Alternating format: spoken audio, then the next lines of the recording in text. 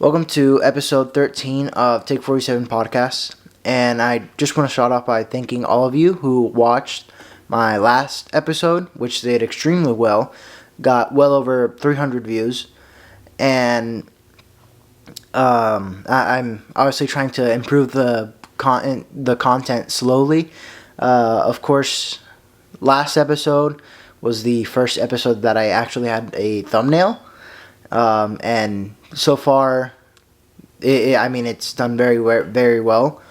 A few comments, and I also gained a subscriber from that video.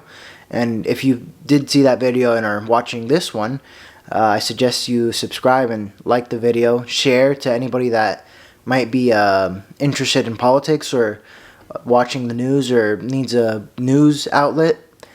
And so the main thing right now is the LA riots, but before I get to that, I do have one topic that I want to talk about. And a few episodes ago, I mentioned that a Chinese couple tried to smuggle a pathogen into the U.S., to the University of Michigan. And it seems like today another Chinese student was discovered to have a pathogen. Now, this Chinese student has a PhD. Clearly, she knew what she was doing because before she came to the U.S., she cleaned her phone completely. She wiped out anything that could be possibly used against her from her phone. And she, like the two other Chinese students, went to the University of Michigan through the Michigan airport. And of course, she was detained for having this pathogen. I believe it was found to be roundworm or something. Yeah, it was roundworm. Obviously, again, another devastating pathogen, and China again trying to attack our food supply and the American population in general. And this is like, again, exhibit like number 485 of China attacking us because we're the number one like geopolitical power in the world, and they're like our only adversary that could really hurt us without going like directly to war. Obviously, this also happened with COVID. Of course, this one was stopped, and it's a pathogen that was directly targeted to a country, not just a virus that was spread worldwide. But I mean, yeah, this is still very devastating, and it causes again lots of losses for people around the world, in terms of like money and crops. And obviously, China is still constantly trying quietly to undermine the U.S. And of course, I tried like the best to get around, get all the information to round all of that up. But I wasn't able to find the name of this student. If I do find the name in the editing process, then I'll pop it up somewhere. And I mean, yeah, that's pretty much it for that story of the day. But now let's get to what probably most of you came here for, which is the LA riots. So this started over the weekend or Friday. Also, you can include Friday, but really the climax was really over the weekend, and it's still ongoing today into. Well, today's Tuesday. Yesterday, Monday, was also a very big day for this whole news story. But this all started up because people are protesting against ICE, against the immigration against the deportations that President Trump's administration want to enforce, because obviously these people entered our country illegally, and they're not supposed to be here. And the general public of the U.S. obviously knew what they were voting for when they voted for Trump back in November last year. And California obviously didn't vote for this, but this is taking part nationwide. and this is causing a lot of chaos, obviously, specifically in LA, or what most people call it is really just LA, but the actual name of the city is Los Angeles.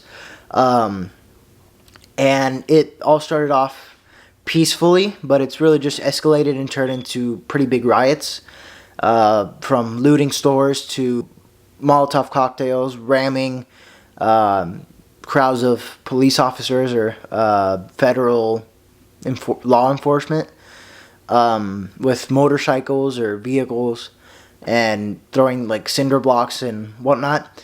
And this has really escalated, and the Democrat politicians of the state and some others nationwide have decided to lie to our faces and tell us that these protests are mostly peaceful, while I mean there's very clear, video footage of all these people burning and spitting on the American flag and looting stores, throwing things at cops.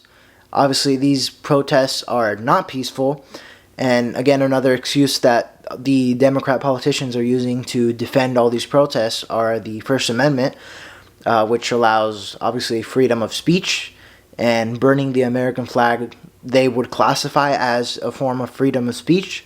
And there's obviously arguments to that, pro and for and against. And honestly, I don't really know which side I should be on. Of course, you should not disrespect the American flag, much less if you live here, and much less if you are an illegal alien who is staying in our country and are waving your own flag in our country while burning our flag and looting our stores and causing chaos in our streets.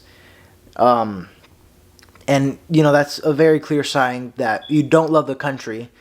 And for the Americans who do this, we can't deport them or we can't jail them. That would be obviously against the law, unless they do something that's like truly vandalism. Of course, they can buy an American flag and burn it, but they can't go to jail for that. They honestly probably should. That's just outright disrespectful to all the people who have sacrificed their lives and so many years of their life for this country and for the freedoms that we still have currently. And to all the other people who aren't American citizens and are still doing this, they should just immediately get deported. And I mean, they should not be allowed back into our country under any circumstances.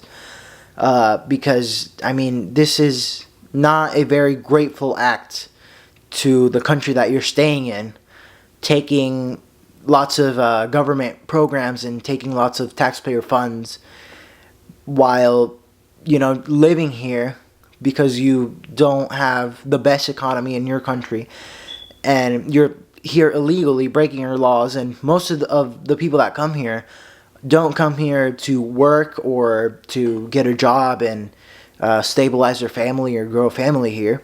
They come here to sell their drugs and bring their cartels and just cause chaos, havoc, and destroy the U.S., which is like what's being seen by like most of these people. And most of these people are also just outright criminals who are just fleeing from their own country, which can't really enforce justice if they're over here. That's why we are deporting them and sending them back to their countries of origin. And most of these people are just like the craziest crimes you could imagine, right? These aren't just, stealing a candy bar from a shop or a speeding ticket or whatever, speeding fine. Like we're talking about murder and whatnot, like very serious crimes. And most of these aren't just like a one thing time, even though, I mean, one thing is enough to just be deported or arrested. But we're talking about like consecutive and like several offenses. And under the Biden admin, they've been found and prosecuted, but they just haven't been punished or deported. And they do a crime and they get away with it. But now under the Trump admin, this whole thing is changing. And obviously the people of California aren't very happy for this. because if we like deport all the illegal aliens, their main argument is, who's gonna pick our crops, who's gonna do our cheap labor, and it's kind of funny that the Democrats have the same argument in 2025 as they did in the Civil War and pre-Civil War, and also like sometime after the Civil War, of who's gonna pick our crops. And we've gone from legit like actual slavery to a less it's still technically slavery, it's just economic slavery. You just can't whip them or abuse them for whatever reason. And this is the sad reality that's happening in our country these days. And the president has decided to take action because the Democrat politicians that are in this state that have power to do things and solve these issues aren't doing anything about it. Like Governor Gavin Newsom and the city mayor Karen Bass, I believe is her first name. I just know her last name. But these politicians are not taking action, and the only person who has actually taken action is President Trump, because these things are just getting out of hand, and they keep lying to our faces and telling us that this isn't violent, that they're protesting peacefully. And I mean, yet there's tons of video evidence, and I'll like probably show the videos of like the footage of all this happening. And this is just outright crazy, and like how the guts that are required to lie while you're literally being proven wrong at the same time that you were speaking is just crazy. And the president sent 2,000 troops of the National Guard over the weekend to de-escalate the situation. And the Democratic response was that the president doesn't have the authority to do this because the governor didn't consent to this, and that the governor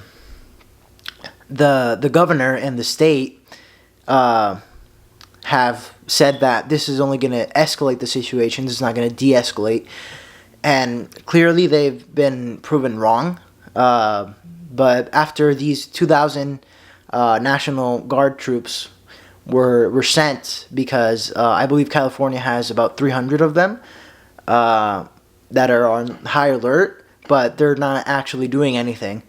But these 2,000 troops that the president sent are actually taking action and defending the federal government's buildings. The protests kept on going, obviously. 2,000 people wasn't enough to calm all of this down.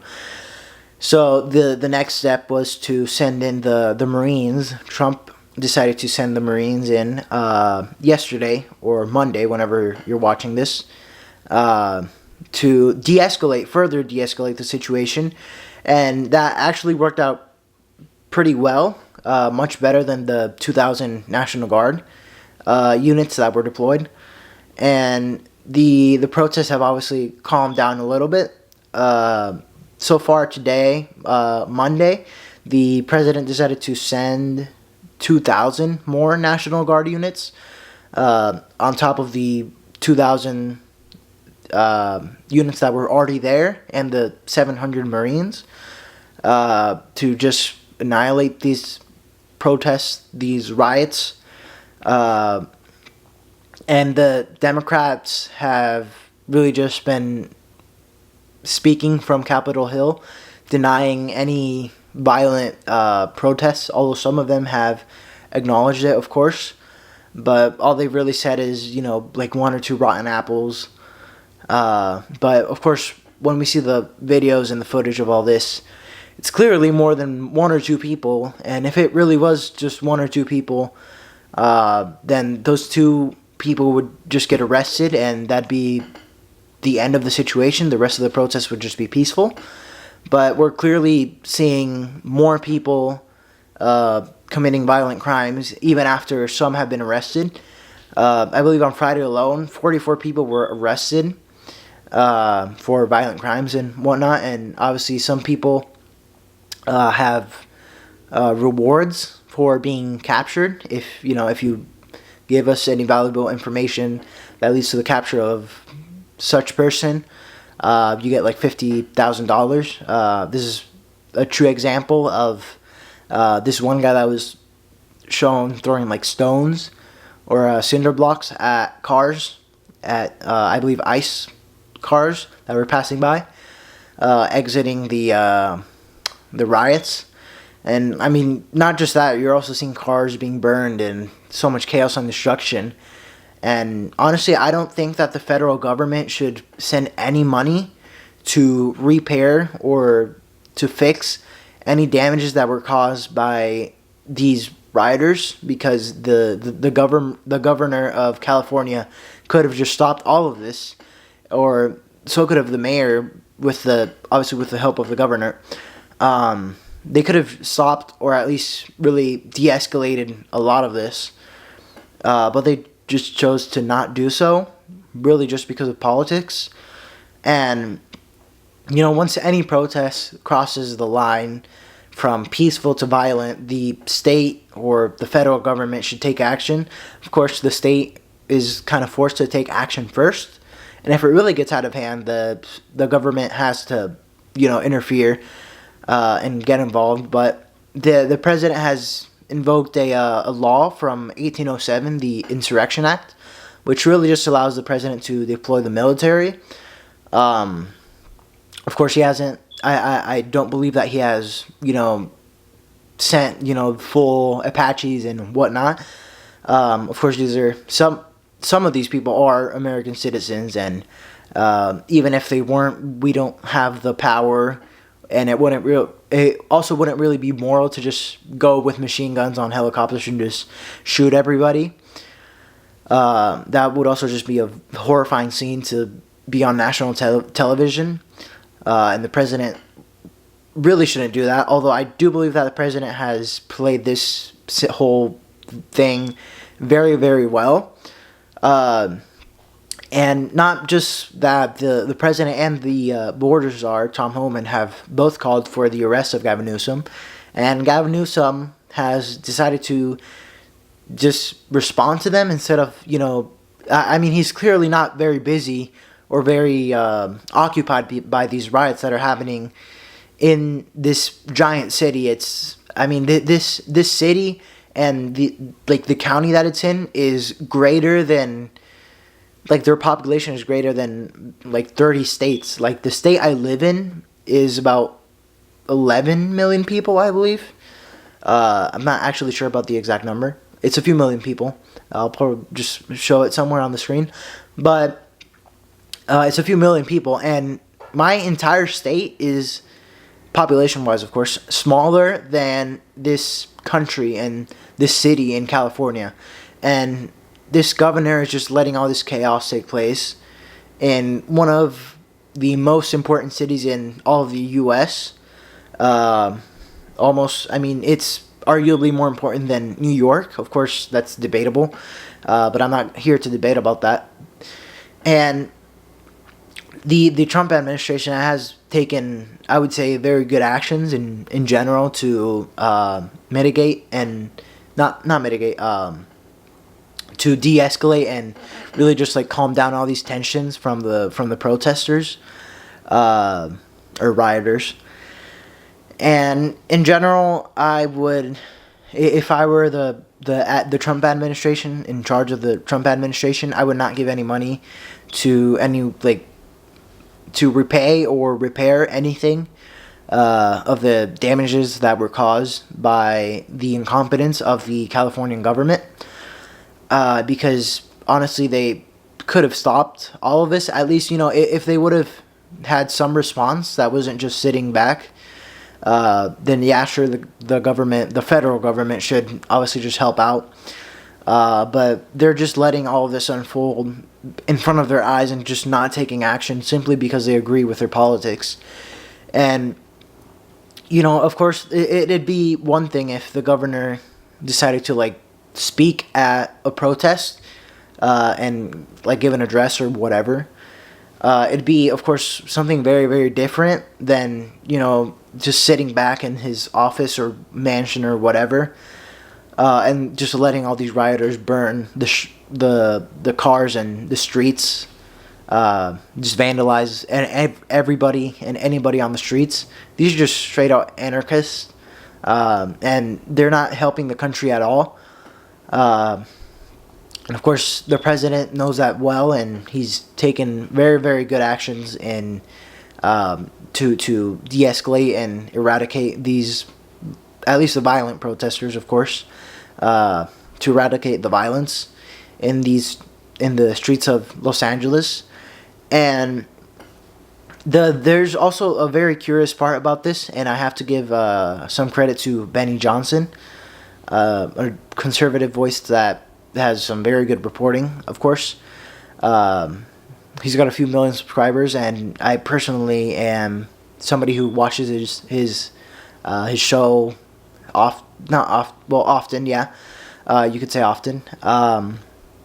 And of course the police and the National Guard and the law enforcement officers have had to like fight back the crowds, because they can't just stand there and let all the rioters push them out of the city. They have had to like respond with tear gas and obviously arresting some people. And a few, I actually don't know when this did happen, but there is video footage of a black van or pickup truck. I'm not actually sure what it actually is, but there is footage of a vehicle giving out some mask for like gas, to protect like against tear gas or any things that like chemicals. And this video was like spotted. Sorry, this vehicle was spotted giving out these masks to some of the protesters. And of course, this comes to the question. Of course, they obviously didn't pay for it. Like the protesters didn't pay for it because they are protesting. So who paid for it? And did they like send somebody to go and pick them up and like drop them off, or did a company send these and give them off to protesters, or was this like funded by some rich fat billionaire executive that has nothing to do and is a bit too much involved in politics? So it turns out that it is actually an executive billionaire who has nothing to do, or at least not enough things to do. The CEO or executive or owner, whatever you want to call it, of Walmart, Christy Walton, has this is a topic it's like a subcategory. It's related, but not like fully. It's like a little branch off, but it's connected in a way. Of course, they sell these, but let's just get back to these specific masks. They're called UX Bionic Force Shields, or Shield, singular product. But these are obviously, as I explained, for like tear gas or chemicals or whatever, to breathe well and like filter out anything that might be harmful. And some people have made videos on this, that you can't just get them in bulk. You can only get you can get a bulk of these like at Walmart, and Walmart does sell these masks. And some people are pointing fingers to the CEO of Walmart, or the executive, or the owner, whatever you want to call her, Christy Walton, who backed Kamala in the elections last year, and has paid for like some advertisements, the No Kings, and it says mobilize on June 14th, which June 14th is not only President Trump's birthday. That's not the important part about this. Of course, happy birthday to the president, and yeah, happy birthday, whatever. But on June 14th, this Saturday, is the birthday of the U.S. military, 250 years, and of course next year is the big July 4th parade of 250 years of America. And obviously, like the video if you are excited for that next year. I'm pretty sure it's going to be a very, very massive event nationwide. Of course, Americans like to party and celebrate. Very patriotic people. But in general, the main thing about this is that on that day, Christy Walton is paying for like these advertisements to organize a protest or to mobilize on that day. And it'd be one thing if it was like just the president's birthday. Like, yeah, they can hate the president all they want. Like, I get that. I didn't like Joe Biden. I wouldn't say I hated him, because he wasn't. First of all, he wasn't really the president. I don't really think that he was the guy in charge of the Biden admin. And this he didn't really know what he was doing half the time. And honestly, now, like, plus all the like AutoPen and all these bills and pardons being signed without his knowledge, really just says a lot about the Biden admin. But the disrespect to the president because of your politics is, I guess, accepted. Of course, depends, like if you're in a formal place, like if you're like talking to the president or in a formal event with the president, of course that would be kind of out of place. But yeah, you can hate him all you want on comments or news or articles, or start your own channel and hate the president if you'd like. But it's one thing to hate the president and another thing to hate the military. Or it's not really hate to the military. It's just like, why can't this take place some other day? It's not like she doesn't know that this is happening. It's a thing that's been announced on the news for months or weeks, and something that many people are looking forward to. And there's going to be parades and lots of things going on in Washington to celebrate this birthday of the U.S. Army. But the main thing about this is, some people have found connections with her and the L.A. riots, and this whole like mobilize no kings thing is a whole nother separate topic. I might just have to do like the next video on that, or including that. But yeah, let me know down below in the comments if you would like me to make a video on that.